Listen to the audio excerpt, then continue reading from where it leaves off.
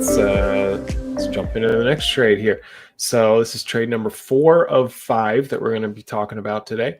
And this one's between Chicago, the Lakers, the Pistons, and the Wizards make an appearance here. I'm surprised this is the first trade with Gary that we're talking about. He's usually Mr. Trade Man. But here, so we got going out for the Bulls is Monk, Santos, couple seconds that we just talked about that Chicago brought in. They shipped them right back out. Yeah, sure. As well as a future New Orleans second, and coming back in for Chicago, they get Xavier Tillman and Olivier Sarr. The Lakers out is Sarr. Coming back in is Porter, an early second, and 3 instructions. For Detroit, out is Tillman, a first, and probably 2 late seconds. Coming back in, they get Rab and Rissasher. And the Wizards, out is Rab, Kevin Porter, Rissasher, and 3 instructions. And coming back in, they get Monk, Gui Santos, a first from Detroit this year, a second from Phoenix this year, which will be late or will be very early, and then a few more seconds, the Knicks, the Pelicans, and Detroit over the next couple years. Classic Gary move where he just brings in $5 billion assets there, and he's always up against the roster limit, and this is not going to help that. But Gary always finds a way. He always finds a way. So,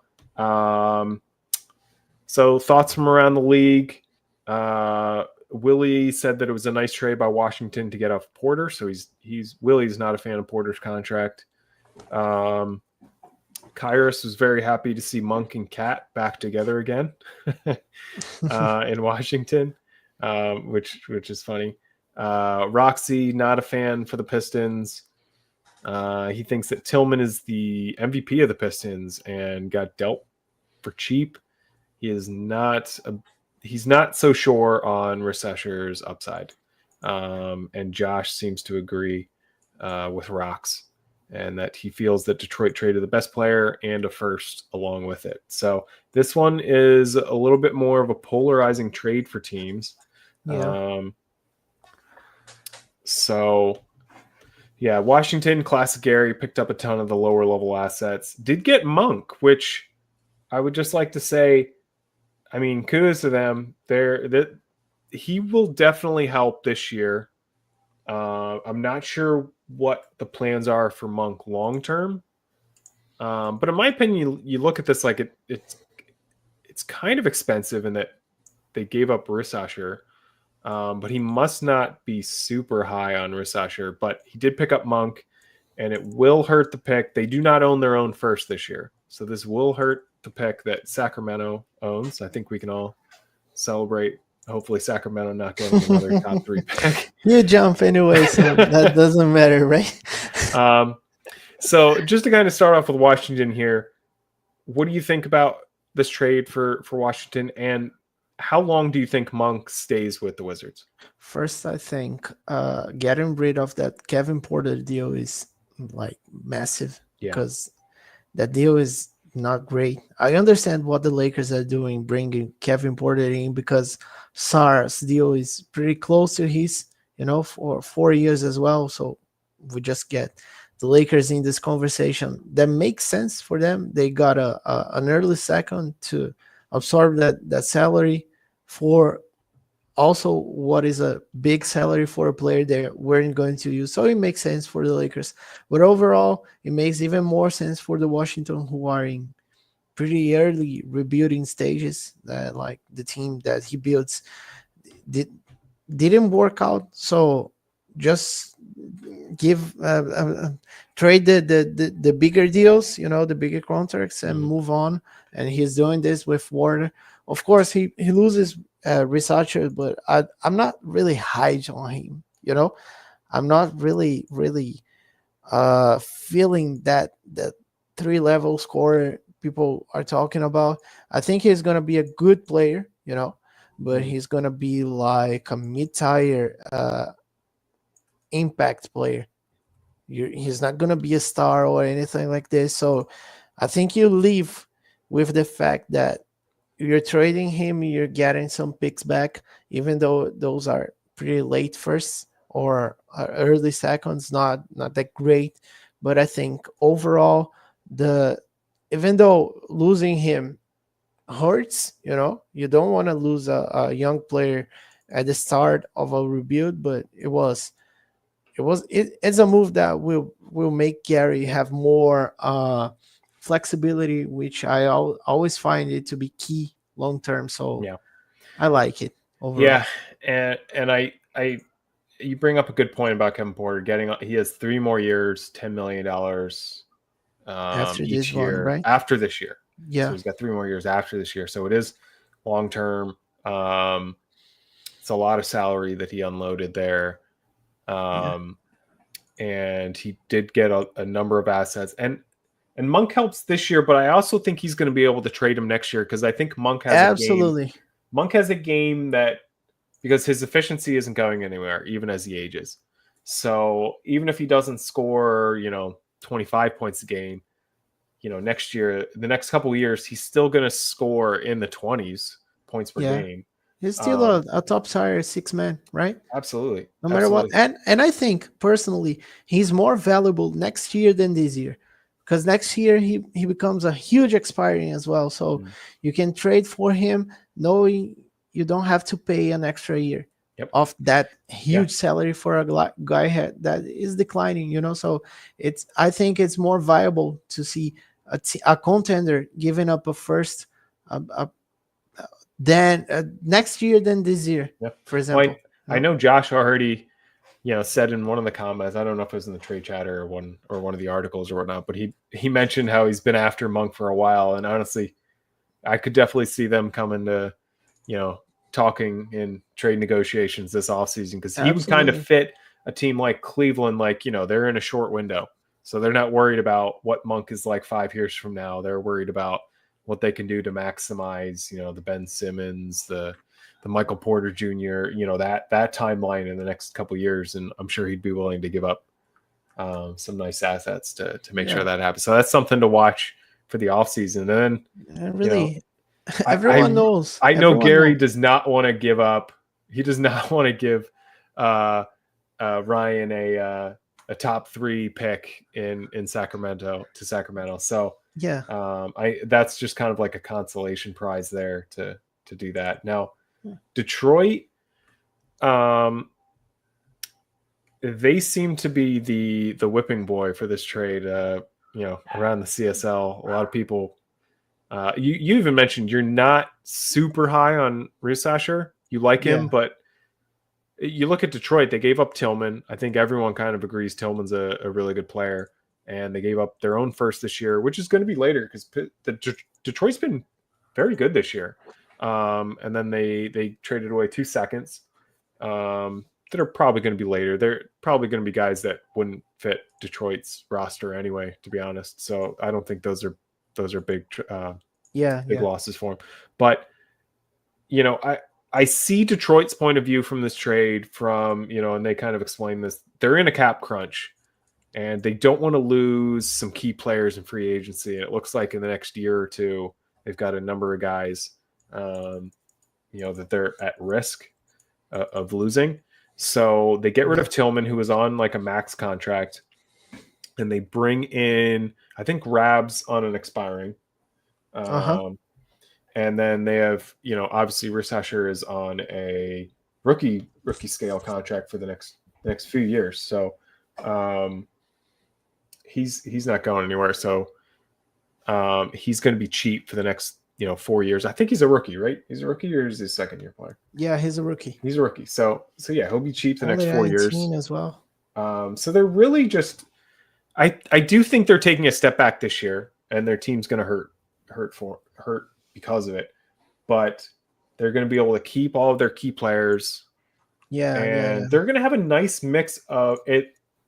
I think starting next year and the year after, like I think 2 years from now is really when they're going to be at their peak, because they're going to have a number of really good players that are expensive, like James Wiseman. We'll see what they do at the guard spots with if they bring back McLaughlin, Kispert or Bowman, if some or all of them. I'm sure they've got plans, but where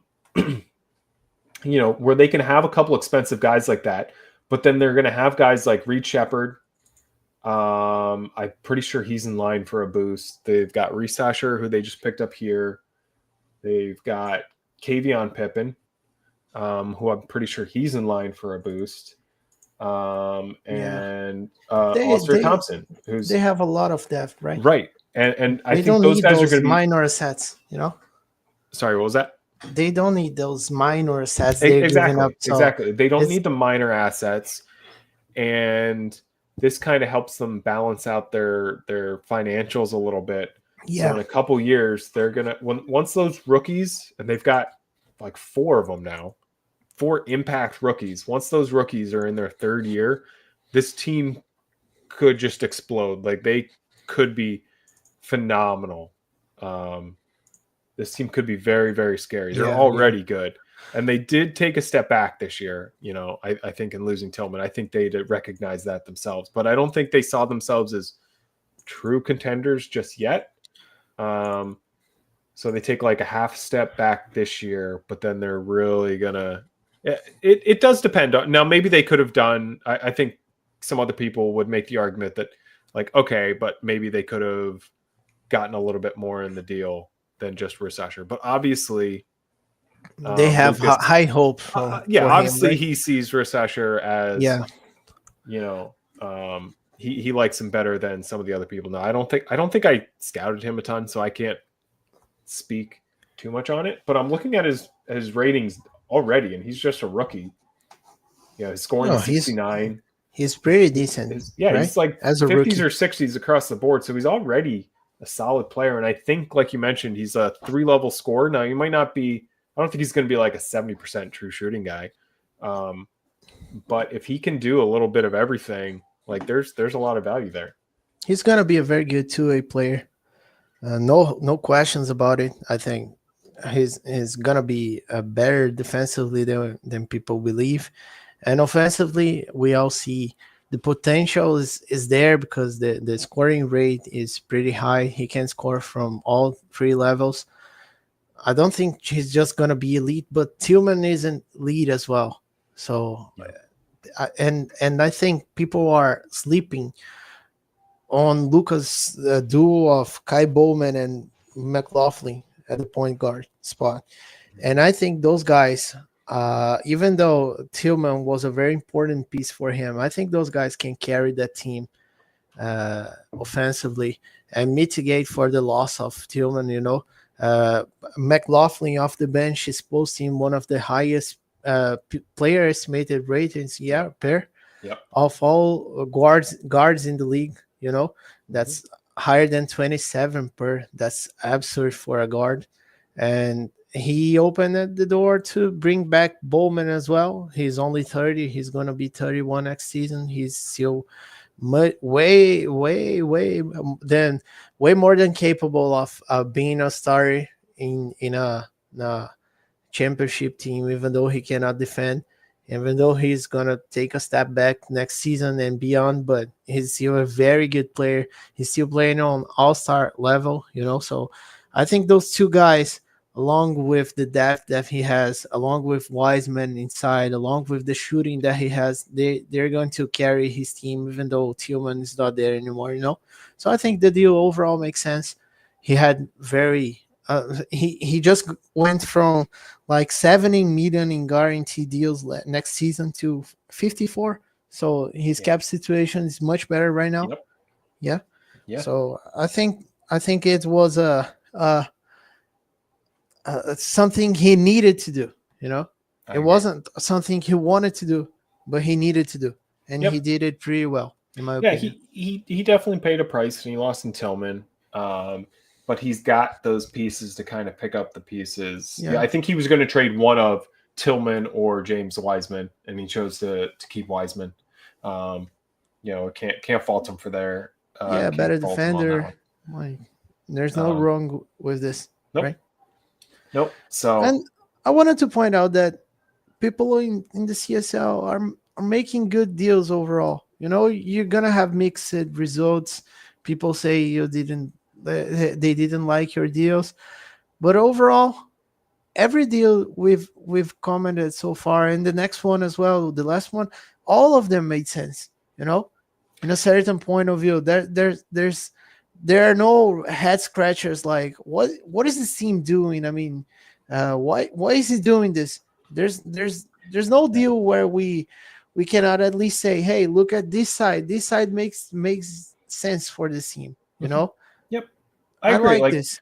I like this overall. I think everyone's going to have their opinions of like, oh, I think this team did better, that team did better. But like, that's because everyone has different player evaluations on every single player. Not everyone thinks the same thing about Risesher. Not everyone thinks the same thing about Tillman. So everyone's got a different perspective. But none of these were so lopsided that what the heck is going on here? So you're right. All the deals that we're talking about. That's honestly, that's a big reason too why I picked all these. They're interesting because you can kind of see both sides depending upon whose point of view you're looking at here. Now, just to touch upon yourself real quick. So you traded out Monk. Was this part of you? Were you seeking to trade Monk? No. Or was this a deal that found you? Or it was a deal that found me, and it was the only way to match salaries, really. So there was no other way to keep him. I mean, the guy's 31 as well. So even though I think he's more valuable next season than this one, I already said that. But I think I had no other way around it. It was a pretty solid deal for me. I really like Tillman, and I really like Sarr. I wanted to try him out as a possible stretch big, see if that works in this league as well, like Poku with team, And overall, I'm just sad for losing Gui Santos because I think he's a guy who is pretty much a Cam Reddish light. He can handle, he can pass, he can shoot, he can defend. He's a pretty good role player. I think Gary will enjoy him a lot. He hasn't been talked about, but overall, trading Monk, I just feel like I had to do this. Just like trading JJJ, trading Brown. I was a little bit sick and tired of that team. I think it makes sense overall. I was going nowhere. I don't want to be stuck in the middle. It's a championship or boost mentality, right? Mm-hmm. And overall, I'm usually very creative with deals, and I explored so many options, so many stuff, and there was no other way, really. Yeah. I say this. I'm not happy to say this at all. I'm not happy to trade these guys, but what else can I do? Yeah, and I'm sure if you were still in the thick of things, if you thought your team as it was a true championship contender, there's no way you do this trade. You're keeping Monk all day, but because you lose an elite shooter in Monk, he's taken teams to the finals before. Like, he can do well in the playoffs. But your season was clearly not going as planned. So, yeah, it makes sense to retool, which is what you did here. Fight your battle another day. You pick up Tillman, who's a young two-way big. He's good on the glass. He can score. He can defend. He can do a lot of those things that you lost in JJJ. So you kind of got a replacement here with Tillman. So it definitely hurts, I'm sure, to lose Monk and some lower level assets there, and your fellow Brazilian friend. Yeah, that hurts. That hurts. I didn't want to trade him as well because he's Brazilian, but there's a lot of Brazilians in the CSL, so have I one of mean, them. there's So always I'm another happy. Brazilian for you to I have Iago, acquire. so I was able to keep him. So I'm happy about You this. gotta always have one. Yeah. So, all right, let's move on to our final Final trade of the one. night. Yeah. That we'll discuss. And I apologize if we didn't talk about, like, as I'm putting this together, I realized, like, oh man, we didn't get any Rocks trades here for Philadelphia. So, you know, I apologize for that. We'll try to get some of his next time. I just tried to try. No. He traded too much this season. Well, he did all of his trades, I feel like, longer ago. So I was trying to pick trades that have happened in the last few weeks, you know, that are a little bit more topical. It was only worth talking Rocks trades if he traded Donovan Mitchell. He wasn't like, yeah, that's true. he didn't have the balls to do it. He just didn't trade. So, you got left out. Sorry, buddy. You got left out because Mitchell is still in your team. So go for the ring and forget about the podcast. Yeah, yeah, he's got a great squad there. But okay, so final trade here. We got Houston, Memphis, and the Lakers. Houston traded out Gates, Knight, couple instructions. Coming back in, they get late-ish first there in Memphis, but the crown jewel is Varnado, and they got some depth pieces there, Chris Silva and Eric Stoutville. Memphis trades 2 of their first, but they get 1 back, so really essentially they're trading 1 first. And Varnado again is the big piece that they're losing, but they get 2 impact players there in Gates and Knight. And then the Lakers, they trade out. They had the Memphis 2035 pick. So they did that in order for this deal to be able to go through and Memphis to trade one of their firsts. They had to move back a year, the Lakers. So they traded out their 35. They get back Memphis's 36. And they get a couple instructions, and I'm pretty sure Dixon's just a small expiring. The Lakers did a very good job in the deadline, right? I like this one better than I don't. Honestly, I'm not a big fan of picking up Porter for that long. Yeah, but they got a pretty early second, right? I think that's justified. Yeah, they picked up some stuff. I just thought, I don't know, oh, that's the Wizards. Porter isn't a bad player, He's just not worth his contract. He's just a lot of money, and he's a little older, and they're not really going to be able to. I just would have, me personally, I would have, especially because they also traded Sarr. Just me. I didn't think it was bad. I like this trade for him much easier. This is basically just free couple instructions. Yeah, this is free stuff. Business. But the other one, like Sarr was on the block for like so much time.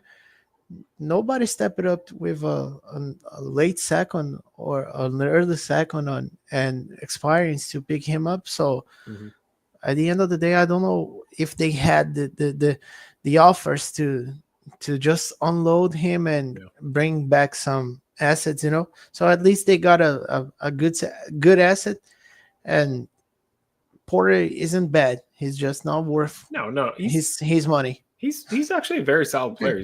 He's a good defender, and he can score inside the arc.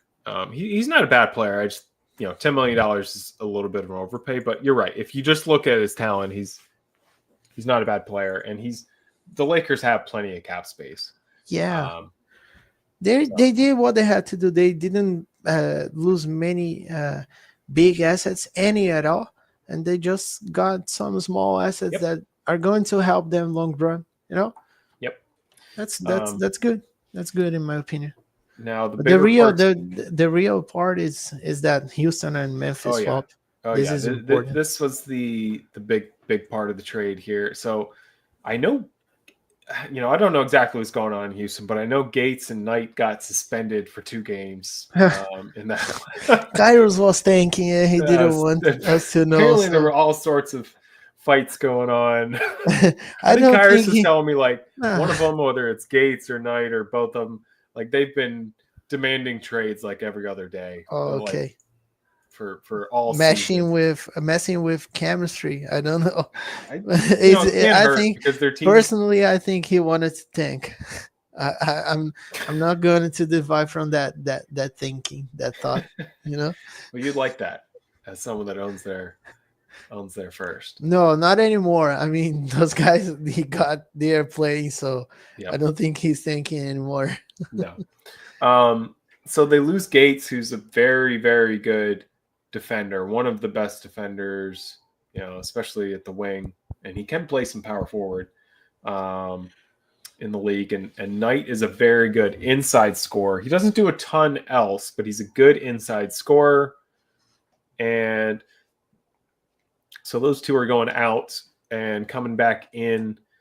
They got a later first, but Varnado is a really interesting player. He's signed to a solid contract. Yeah. And 7 million per he's year? an elite. No, 8 million. Yeah, that's solid.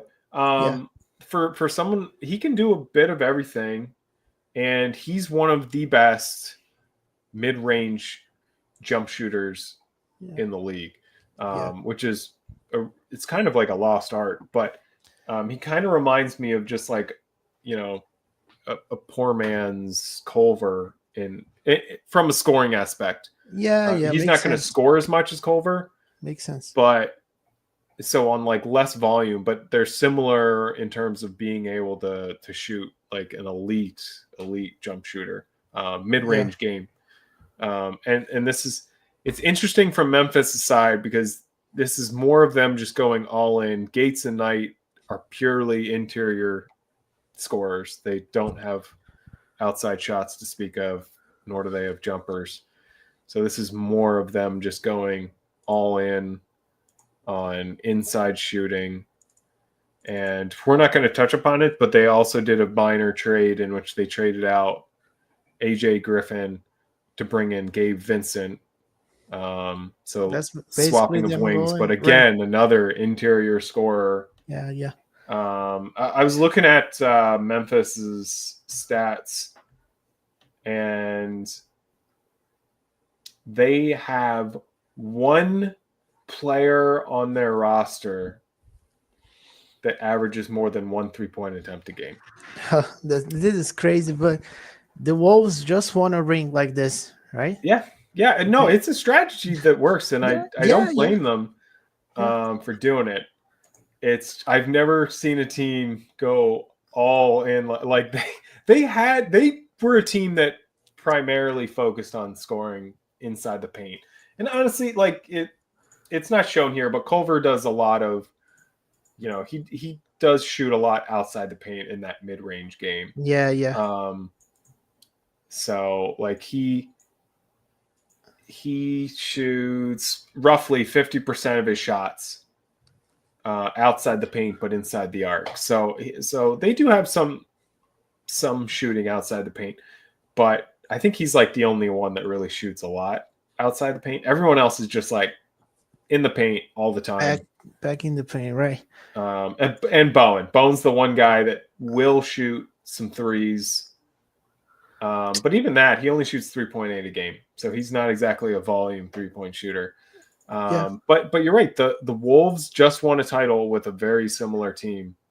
And I don't think the Wolves necessarily built that team to play inside like this. I think he wanted some spacing, but he couldn't find it. And his team was clicking so much. Why bother not going for it, Yeah. So I remember him saying something about AJ Griffin and whatnot. And like, where Andre was like, look, these outside shooters just don't really work great for the offensive system that he's running. So why not just bring in more guys? If you're running a post focus, I assume that's what he's running. If you're running a post focus, why bring in 3-point shooters at all? Like they're just going to be lost. So I totally see where he's going from, and it's a strategy that's worked. This is a big reason why I traded for Kamaji in the offseason. There's so many teams, especially in the West, that are stacked down low that if you don't have good interior defensive players, you're in trouble. And none more so than Memphis. I think I'm just I think this deal overall is pretty fair. Gates contract at 12 million per year for the next 4 years. That's not cheap. Definitely not No. cheap. Even though he's a good player, very good player, but it's not cheap. That's like that's almost the money Andre is paying to Jared Culver as well. So you gotta have great production from this guy, even though his defense is elite, but the contract is not. So it makes sense for Kyrus to trade him. But I think this kind of move, looking at the league perspective, it opens up the idea of bringing like 5 perimeter players and putting them together to see if it works as well. Mm-hmm. 5 post players like Andre is doing, playing them together and see. I mean it. Like the standard right now is 3 players that can shoot or 2 players that can shoot and 2 players inside down low, 2 bigs who can be close to the basket and score from drives. Yeah. And that's basically the standard. You look at Miami, which is a great team for the past 5 or so seasons in this engine, specific engine, and the guy that usually figures things out first is Silo, and his teams are always the same. He has like 2 bigs who can score inside, who can drive, who can create contact, all two-way players, and then he has 3 players outside who at all times he has 3 spacers who can shoot the ball from outside. So I think that the team building aspect, everyone is trying to copy this, and I'd like to see more crazy stuff, like bring in a stretch 4, bring in a stretch 5, and go pace and space perimeter offense, for example. Run with a player, a point guard like Lonzo Ball, who can play the run and gun 7 seconds or less offense like crazy, because he's a very good playmaker. He wants the ball. He has high scoring. He'll create shots for others, so he's perfect for running that offense, find those guys like Ashington Haggins for Houston. I think he's going to run this, run and shoot and try to outscore opponents, do this kind of crazy stuff. I don't know if it's going to work, but at least this deal made me think about it. It'll be fun. It will. And it will, like, if it works, it will like break a little bit of the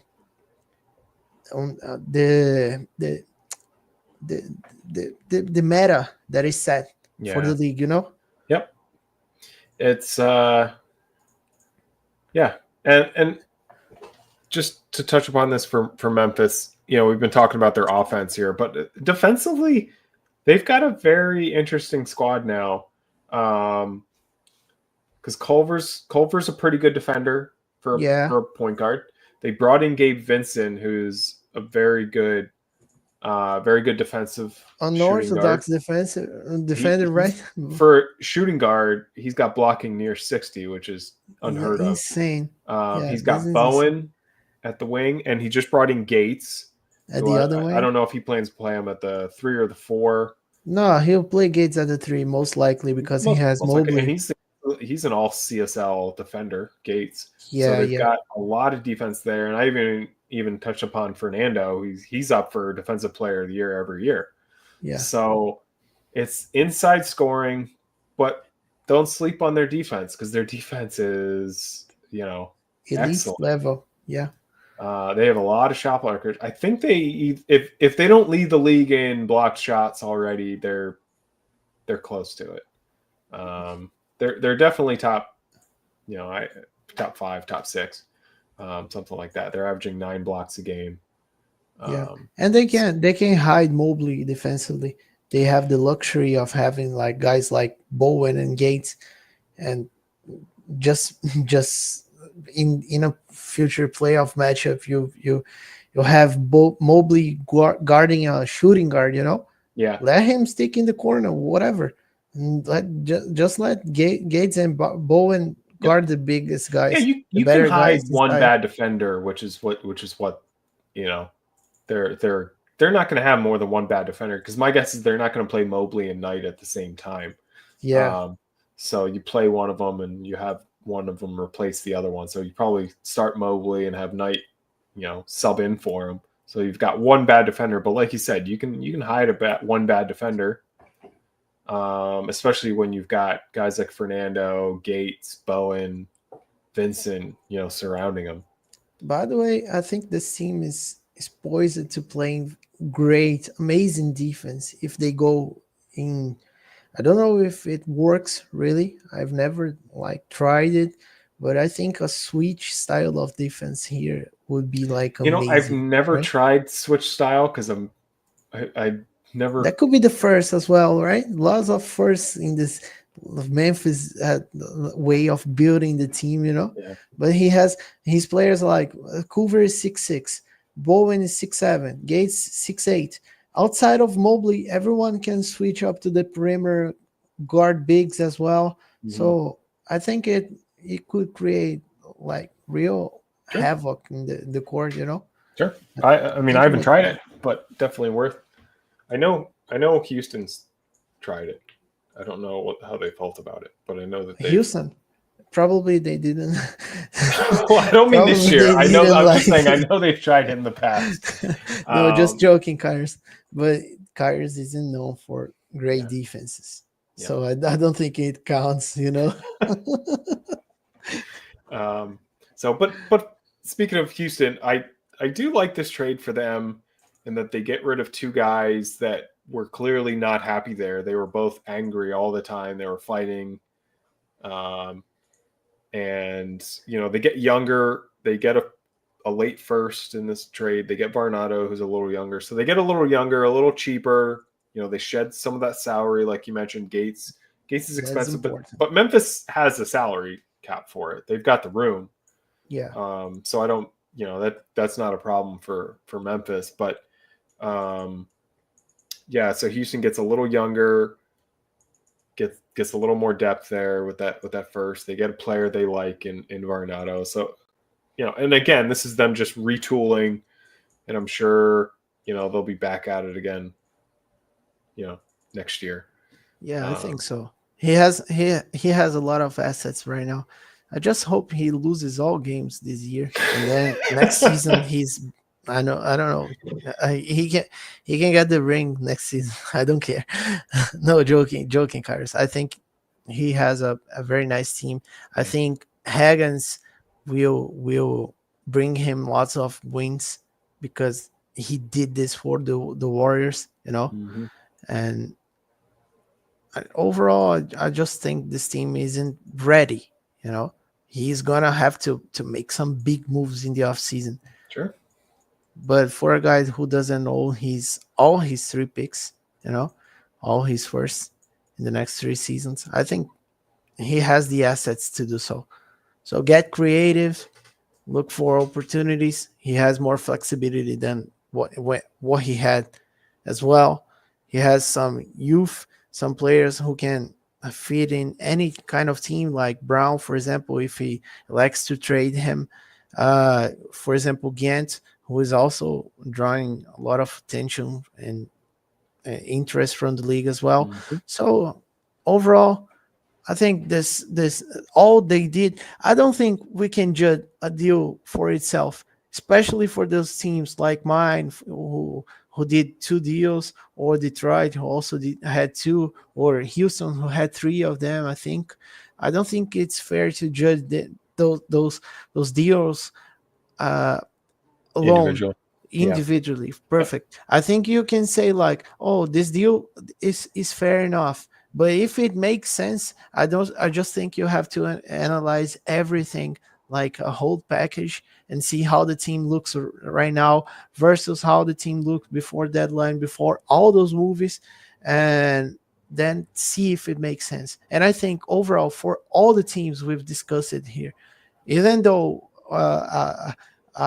one little trade might be like Detroit could have gotten more for Tillman, maybe, but when you look at the bigger picture, all of them for every team made sense. So I really like it. Yeah, Me too. I couldn't have said it better myself. You summed it up there pretty well. You look at each trade individually from a value, but as we touched upon, none of the trades were super lopsided, and even ones that you felt like, oh, I like what this team did a little bit more than the other one. A lot of times in the next trade, they like made up for it. Like, oh, that's why they did this trade. That you know.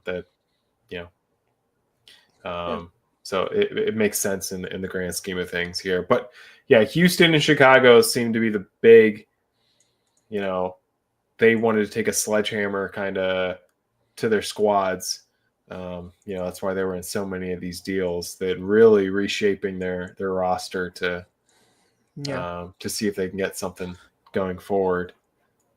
So I like the fact that I don't think we can like point out a winner of this deadline and a loser of this deadline. Well, I'm a loser because I didn't make any trades. No, so. but that's a nice point, because I really wanted to touch this point. I know we're like way ahead of the time we planned. We planned to do this in like 30 or 40 minutes, but we both knew it was going to be impossible. But I think it's very important. This is an important point. Not every team has to do this. Not every team is poised to doing so. I actually discussed another mock trade with a team that is playing very well, and he didn't feel like comfortable enough to make a deal and break what he built. It was a very good offer. He told me this. The GM, this specific GM said, hey, in terms of value, I think I'm winning this deal, but I don't want to touch my team, and I think this makes sense. So I wanted to hear from you. I know you're the host and I'm the commentator here, but I really wanted to hear the reasoning behind not making anything, not moving when you have a very nice team, or when you don't feel comfortable enough, from a guy who got a pretty bad start, a slow start, and then figured it out. And just I was talking to you, hey, can we make do you want this player, can we make something happen? And you just said to me, I'm fine with my guys. I'm going to skip deadline this year. Just go through those thoughts for us. Yeah, well, I remember talking to you, this is a while ago now, but when you were shopping Shaq, we had Shaquille Harrison. We were talking about potentially swapping Harrison for Fultz. So yeah, we've been having talks like this on and off all season. Trades are exciting. I certainly would have loved to be a part of it, but I'm not going to just make a trade to make a trade. There's a lot of, I know that the league's motto is trade or die. So I guess in that scenario, I chose to die. But honestly, like you mentioned, so we started off 10-9, which isn't terrible, right? 10-9, it's solid. But we were in the CSL finals last year. We've won 53 plus games each of the last 2 years. We just had much higher expectations for ourselves. So we started off not great. We wrote that article, kind of aired our dirty laundry, threw a lot of people under the bus. But around that time, it worked, because releasing that article, the team started playing much better after that. Since then, we started out 10-9. We are now 38-16. So we're 28 and let's see if I can do math here. 28-7. Yeah.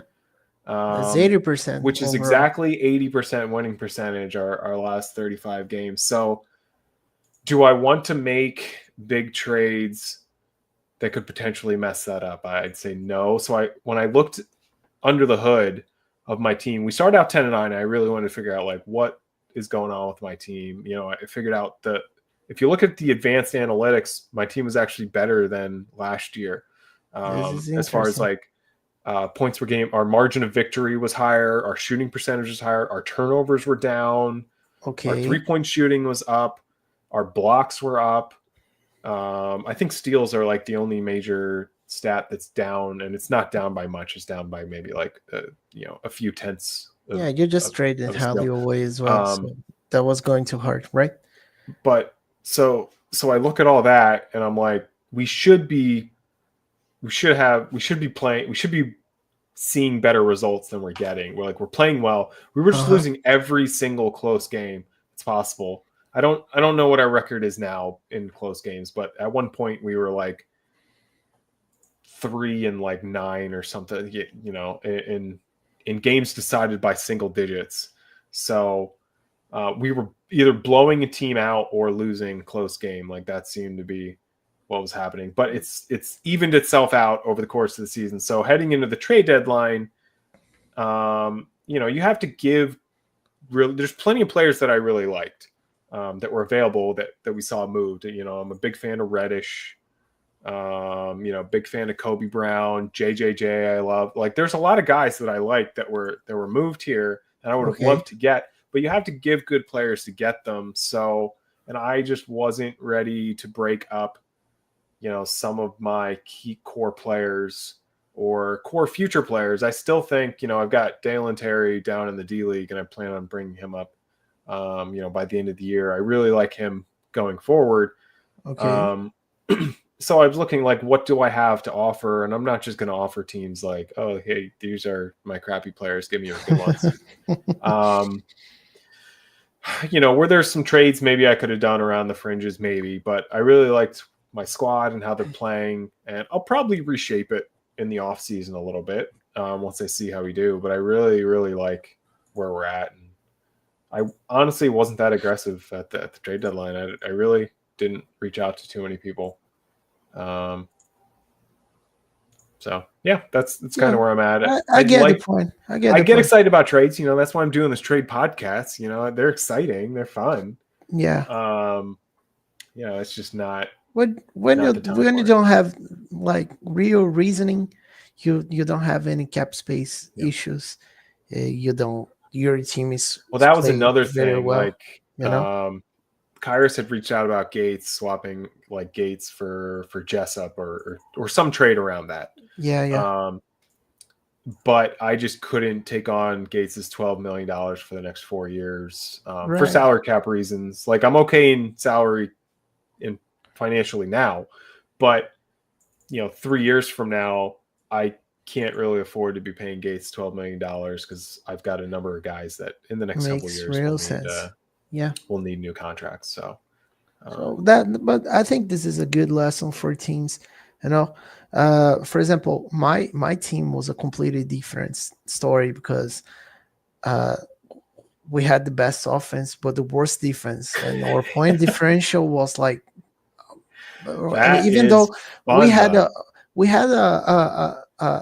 losing record and we had a positive margin of victory. So that's a little bit weird. You might think there. So, but I tried everything to improve this team. I tried multiple offensive strategies, defensive strategies. I tried going lower pace, higher pace, everything. I tried different lineups with JJJ at center, with him at power forward. So, I mean, different from your team where you just look at everything and said, hey, we're playing good. We're just not winning, but we're playing good. Maybe we'll start winning and jumpstart a streak and we'll consistently win without doing anything. That wasn't my case, but we've seen lots of CSL teams being destroyed before the time was due, you know, and because of impatience from a few GMs. I'm not going to say any particular names, but because it's not the point. The point to point out a single GM and say, hey, you screwed this up. No, that's not the point. The point is to show that you might be right where you need to be, and you're just losing close games. Mm-hmm. You're just having bad luck. You know, you just have to be more patient with your team. I've always talked about this with Phil, for example. He used it to build some nice teams, and then all of a sudden he lost 3 games and was like, no, I have to trade all my team. That's not how it goes. Yeah. You know, and I think he's doing a much better job right now. And I think he built a much better core right now. This season with his trades, those trades were all good ones. He now has a team that I like really much. I was talking to him, but he was moving during the deadline. He was moving places, so we couldn't like talk to reach a deal. But we were talking about players because I love lots of his players, and that's what patience gives you. It gives you the chance to evaluate it the right way, and sometimes you just need to blow things up like I did, like Kyrus did. That's fair. That might happen, but that's not the case for every team. You started like 10-9, and then you're gone 28-7 without any major changes. So be patient, try things first before blowing up teams, before imploding things. I think you and Houston are great examples of, you guys gave it a good try. What are we, 2/3? Yeah, we're like, what, 2/3, 3/4 of the way through the season. Yeah. It makes it easier to make those big trades when your team's not performing how you expected and you've tried everything. You've tried everything you can think of at least. Then it's like there's not as much of a risk there because it's like, look, it's definitely not working now. So staying put isn't going to get me where I want to be. So it makes sense for you and Houston to make some of those big trades because you're both underperforming teams from where you thought you'd be at this point. So yeah, it's time to mix it up. And I think there's a number of GMs that they get themselves in trouble. Like you were mentioning, they're just not patient enough. Like you need to just like pick a lane and just go for it. Like if you're going to go all in and like that's your window, then like that's what you have to do and like go for that. If you're planning to rebuild, then rebuild, but don't pull the plug on a rebuild, that's soon, half right? a season into it. Because that's how some, a number of these teams, they get top 5, like these contending teams get top 5 picks. Yeah, it's because too many other teams, like they go back and forth. So yeah, they traded their first when they're a win now mode, but then, 3 weeks later, they decide, oh, we're not where we want to be. We're just going to blow it up and just start over. It's like, okay, but you already traded your first away. So that other team's now is just going to get a top 3 pick. So that's where they get themselves in trouble. At the time of the trade, it's like, oh, like, we're that first probably won't be anything special. Like that's not our plan, but then that's fine. But you need to keep that mentality path going forward. Yeah. Like even if you're off to a rocky start, you can't just like pull the plug and be like, all right, well, we're just going to rebuild, and however long it takes, it takes. Like you have to. Yeah. And even then, for example, I made lots of moves I'm not proud of. I didn't want to trade my guys, but I had to. But even then, I just traded them because I still got a nice team. I'm a younger but still nice team, and with more assets to trade, more flexibility to continue building. I just didn't like settle for, oh no, this isn't working, I'm going to blow this team away and start from the scratch without knowing what I'm doing. No, that was not the case. Even for trading all my players, 4 stars like I did, I still had a plan of what I wanted to do because I don't owe my first next year as well. So I couldn't just go for a full rebuild right now without owning that pick. And I knew, talking to Willie, who owns my pick, that pick wasn't in play. And I had to do something, but I had to be very clever with it. And you ask me, so Marcos, if you couldn't find those kind of deals that brought you like players like Midgard, Moody, Tillman, would you still have done those deals for much younger pieces and expirings and multiple firsts in the next seasons instead of getting just first these depth? And I said, probably not, because I'm not gonna punt a good team just for doing so because it isn't working. I mean, I could just suck this year and then doing something the off season and bringing back basically the same core with 1 or 2 moves that would be enough to make this team rise, to make this team play much better basketball, you know. So I don't have to I don't have to rush things. Things came my way. Good deals came my way, you know. And I like that, you know. Well, I think part of what makes you such a good trader is that you're not just doing one trade at a time. Kind of, you're almost like playing chess. You're thinking moves ahead. Like I remember, you know, we were talking about this trade here where you sent out arguably the 2 best players in JJJ and Kobe Brown, and I'm like, who does that? Who trades away their 2 best players for, you know, two good players? I like McGard and Moody, but they're not as good as JJJ and Kobe Brown. But you got all these other assets, and what you did is like the very next trade that we talked about. You traded a number of those assets, not all of them, but you traded a number of those assets, and you ended up you packaged them with another guy in Monk, and you got Tillman out of it. So you're using those assets. You already have the next step in mind. Like, okay, now how do I replace JJJ and Kobe Brown? And you took some of those assets that couldn't be part of this trade, and you got another player that replaces one of them right away in Tillman. Yeah, exactly. And for example, trading Monk, I gave up a first. I was originally going to take from Houston, the Miami first. I gave it up to Detroit just to have a replacement in Moody. So I already had like a plan in mind, you know.